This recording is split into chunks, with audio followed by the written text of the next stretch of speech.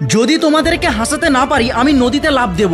একদিন ম্যাডাম স্কুলে পরীক্ষা নিতে আসলো। ম্যাডাম বাচ্চাদেরকে বললেন, বাচ্চারা সবাই শান্তিপূর্ণভাবে পরীক্ষা দাও, কেউ চিটিং করবে না। যদি কেউ চিটিং করো তার পরীক্ষার খাতা ক্যান্সেল করে দেবো। এটুকু বলে ম্যাডাম ক্লাসে ঘোরাঘুরি করতে লাগলেন। তখন ম্যাডামের চোখে পড়লো একটি বেঞ্চ খালি রয়েছে। ম্যাডাম রেগে বললেন, এই বেঞ্চে কে বসে? সব বাচ্চারা তখন বলে উঠলো, ম্যাডাম এই বেঞ্চে গোলু বসে, কিন্তু সে এখনো আসেনি। ম্যাডাম বললেন, পরীক্ষা দিতে আসেনি, এইবার তো মনে হয় পাক্কা ফেল করবে। এরপর পরীক্ষা শুরু হয়ে গেল। সব বাচ্চারা নিজেদের পরীক্ষার পেপারে লেখা শুরু করলো। পরীক্ষা শেষ হওয়ার ঠিক 15 মিনিট আগে গোলু আসলো। ম্যাডাম গোলুকে দেখে বলল, আরে অকর্মা, এতক্ষণ তুই কোথায় ছিলি? গোলু বলল, ম্যাম কথা বলে বেশি সময় নষ্ট করবেন না, তাড়াতাড়ি পেপারটা দিন। ম্যাম বললেন, মাত্র 15 মিনিট বাকি আছে, এইটুকু সময়ে তুই কি করবি? গোলু তখন ফুল কনফিডেন্সে বলল, চিন্তা করবেন না ম্যাডাম, এই ক্লাসের সব থেকে বেশি নাম্বার এনে দেখাবো, আর এই ক্লাসে আমিই টপ করব। ম্যাডাম বলল, ঠিক আছে, দেখা যাক কেমন তুই টপ করিস। গোলু পেপার নিয়ে নিজের জায়গায় বসে পড়লো এবং 15 মিনিট পর ম্যাডাম বললেন, সময় শেষ হয়ে গেছে, সবাই খাতা জমা দিয়ে যাও। সব বাচ্চারা নিজেদের খাতাপত্র ম্যাডামকে জমা দিয়ে চলে গেল। ম্যাডাম দেখলেন গোলুর খাতাতে শুধুমাত্র গোলুর নিজের নাম লেখা রয়েছে, বাকি পুরো অংশ ফাঁকা রেখে দিয়েছে। তখন ম্যাডাম গোলুকে ডেকে বলল, গোলু তোমার পেপার তো পুরো খালি, তুমি কি করে টপ করবে? তখন গোলু বলল, ম্যাডাম আমি এটা খালি রেখেছি, এটাতে